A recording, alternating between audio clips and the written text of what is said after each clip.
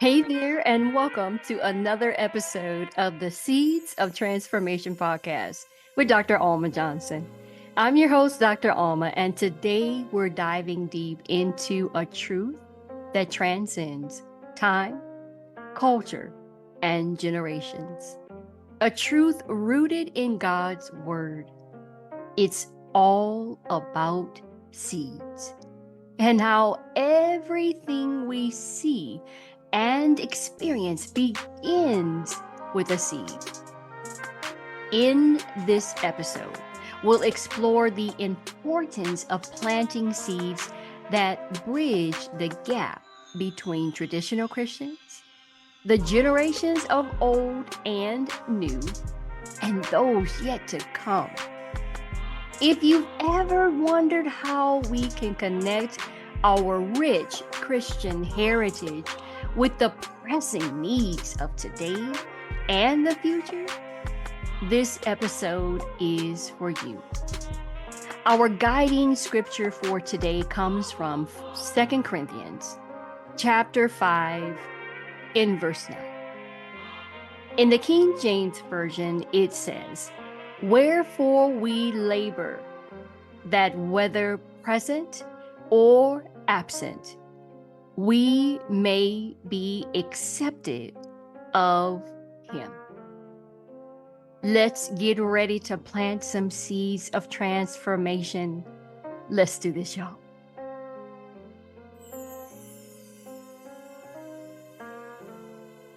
So let's start with the foundational truth. Everything begins with a seed. It's not just a biological fact, but a spiritual principle. Listen, from the beginning of creation, God designed the world so that life would perpetuate through seeds. The very essence of growth, change, and continuity, it all lies within the concept of planting, nurturing, and harvesting seeds. Yes, seed, time, and harvest.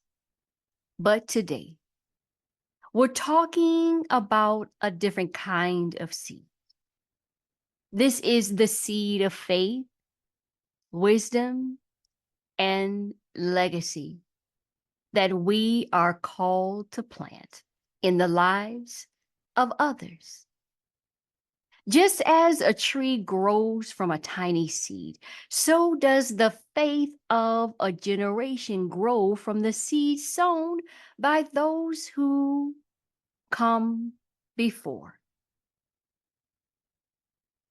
We have a responsibility, not just to plant these seeds, but to ensure they grow and bear fruit that will last for generations to come.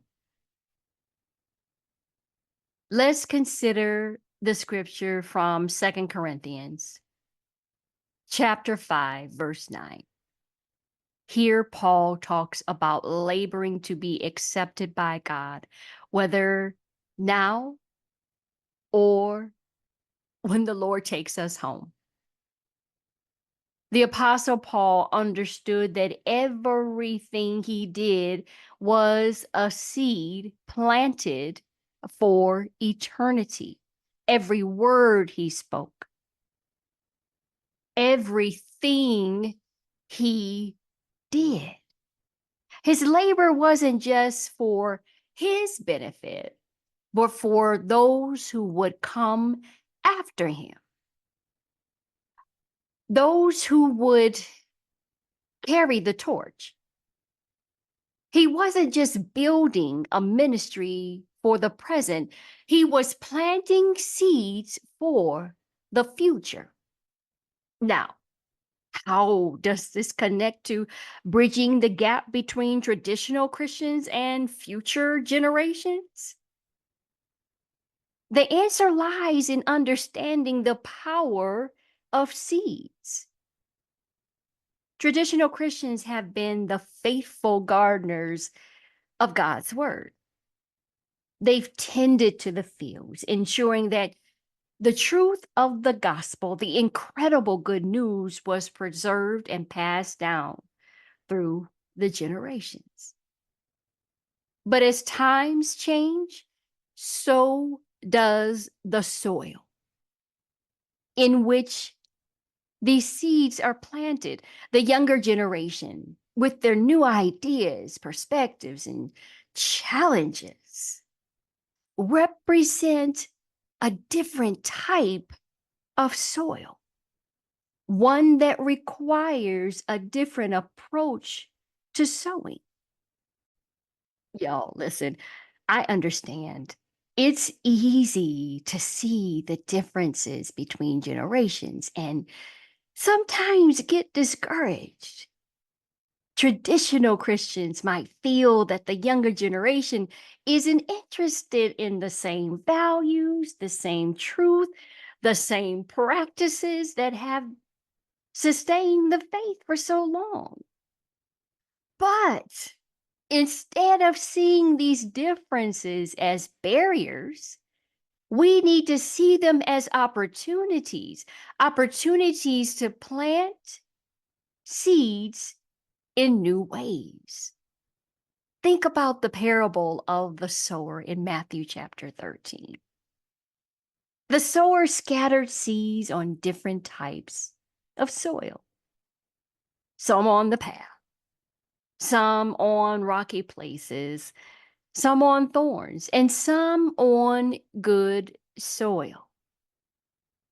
The success of the seed depended on the condition of the soil. In the same way, the success of the seeds we plant today, it depends on how well we understand the soil of the current and future generations.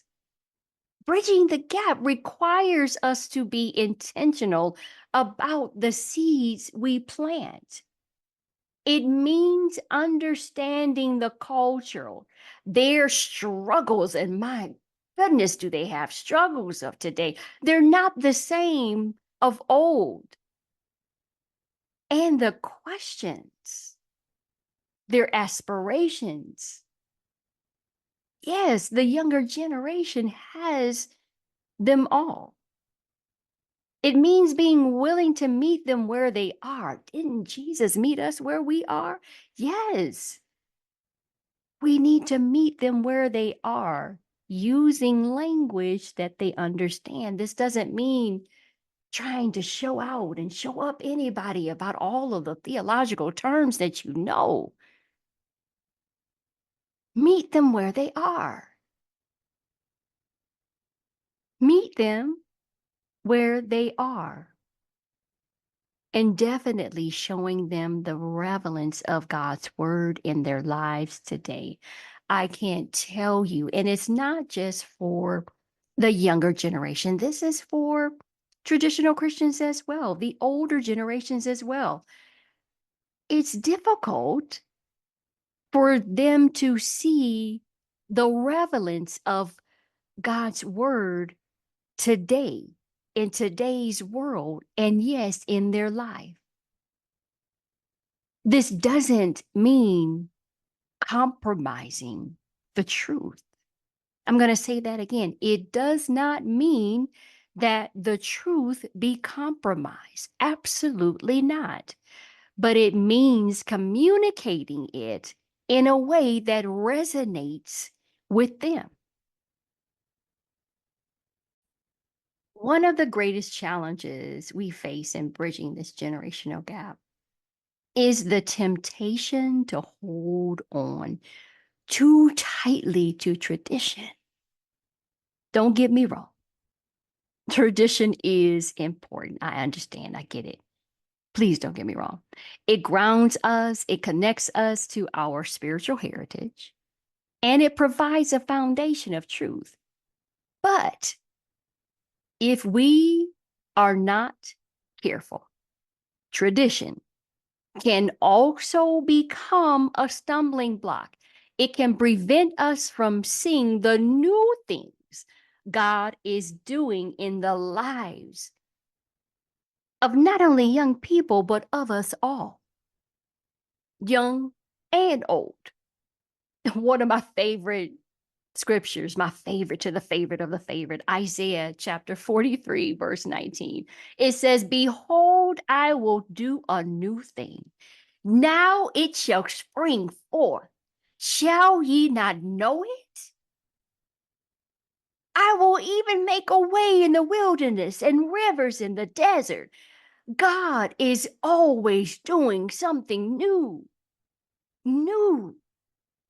And we need to be open to that. The seeds we plant today might look different from those planted by previous generations, but that doesn't make them any less valuable. In fact, it's these new seeds that will ensure the continuation of the faith into the future for the generations to come. So, how do we plant these seeds? How do we bridge the gap? I'm going to next talk about a few practical steps. Start by building relationships and don't stop. Seeds don't grow in isolation. They need to be nurtured in a community. Invest time in getting to know people of all ages from all generations. Listen to their stories, their struggles, and their dreams. Create spaces where traditional Christians and younger believers can come together and share their experiences and learn from each other. It's in these relationships that seeds are understood, seeds of understanding, respect, and love are planted. Next, we'll talk about embracing change without compromising the truth. The message of the gospel never changes. God told us himself, he says he is the same yesterday, today, and will be forevermore. But the methods we use to share the truth might need to. That we be open to new ways. This is such a touchy one here. Ways of worship. We're not changing who we worship, but we need to be open to the ways. We're not changing worshiping our Lord and Savior alone, Jesus Christ. But what are the ways that we've seen the future generations worship? The raising of hands? Yes. The clapping of our hands, the stomping of our feet, the tears, it's all worship. We're not bowing down to idols. So I am not speaking in ways of worship where there would be idol worship. It's worship in spirit and in truth, and to Jesus Christ alone. New ways of teaching. And again, this is not compromising the truth in teaching. New ways of engaging with the community. That we would encourage people, young people, to express their faith in ways that are authentic to them. Everybody doesn't worship the same. Some are a little more quiet than others. Some shout, some clap their hands, some stomp their feet. But is it worship in spirit and in truth, while guiding them to remain rooted in the unchanging truth of God's word? Next, be patient and persistent. Seeds take time to grow. You may not see the fruit of your labor immediately, but don't get discouraged. Keep sowing, keep watering, and trusting in God. Trust God to bring the increase. Remember, it's not about us, it's about God's kingdom. We're not called to be successful by the world's standards. We're called to be faithful. Lastly, pray for wisdom and guidance.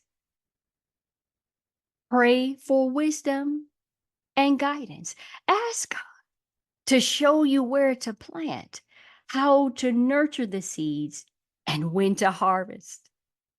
Pray for our younger generations of old, generations to come. Everybody needs prayer. That we would all see, not only that they would see, but they would see and they would have open hearts to receive the seeds of truth.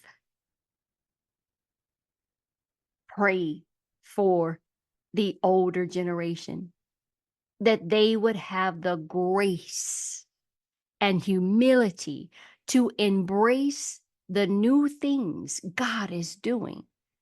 And pray for unity. I know there's this unity out there that's not of God, but this we are praying for is the unity in the body of Christ Jesus, that we would work together to build his kingdom.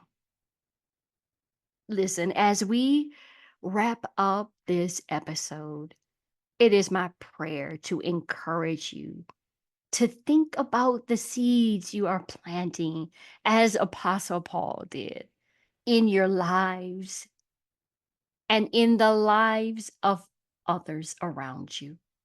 Remember, everything begins with a seed. What kind of legacy are you leaving for future generations? Are you planting seeds of faith, love, and truth? Are you helping to bridge the gap between the past and the future generations? It is my prayer once again that we would commit to being faithful gardeners in God's kingdom. Let's sow seeds that will grow into a harvest of righteousness, peace, joy for generations to come. And let's do it all for the glory of God. Thank you for joining me today on the Seeds of Transformation podcast with Dr. Allma Johnson.